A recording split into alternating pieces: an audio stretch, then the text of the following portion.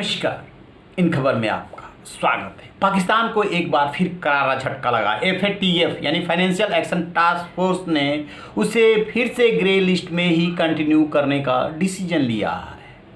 और जो FATF के चेयरमैन हैं मार्कस प्लियर, उन्होंने साफ साफ कहा है कि 27 में से 26 बिंदुओं पे अमल किया है। जो टेरर फंडिंग है उस पर जो कंट्रोल करना चाहिए जिस तरीके से, उस तरीके से मनी लॉन्ड्रिंग पे पाकिस्तान ने कंट्रोल नहीं किया। लिहाजा अभी उसे इंतज़ार करना पड़ेगा और उस पॉइंट को पूरा करना पड़ेगा। अब आप सोच रहे होंगे कि आखिरकार पाकिस्तान का इससे क्या नुकसान है। जून 2018 से ही वो इस लिस्ट में है। ब्लैक लिस्ट में आने से बचने के लिए जद्दोजहद कर रहा है। ब्लैक लिस्ट में तो नहीं आया, लेकिन ग्रे लिस्ट में लंबे समय से वो चल रहा है।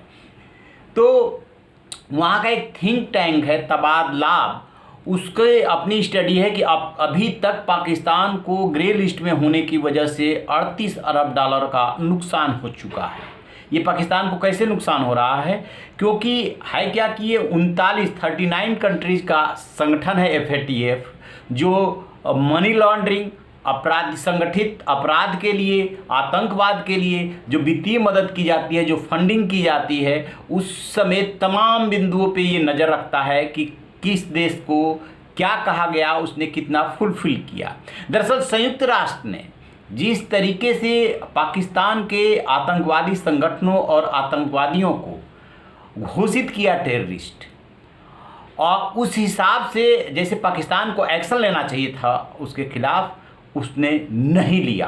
और कई बार तो पाकिस्तान ने आंखों में धूल झोंकने का काम किया है कि दिखावे के लिए जेल में डाल दिया और पता चला कि वो आतंकी अपने घर पे रह रहा है। शुरू में मीडिया में रिपोर्ट आ गई कि जेल में हो गई, कोर्ट के थ्रू उसको जेल भेज दिया गया है, लेकिन हकीकत कुछ और निकली। तो पाकिस्तान के प्रधानमंत्री जब खुद इस बात को स्वीकार कर चुके हैं कि उनके यहाँ आतंकवादी संगठन और आतंकवादी हैं और इतनी तादाद में हैं, तो उससे अंदाज़ा लगाया जा सकता है कि पाकिस्तान की जो इमेज है वो आतंकवादियों की मदद करने वाली इमेज है, और उसी की वजह से FATF लगातार उसके प्रति सख्त रुख अख्तियार किए हुए है।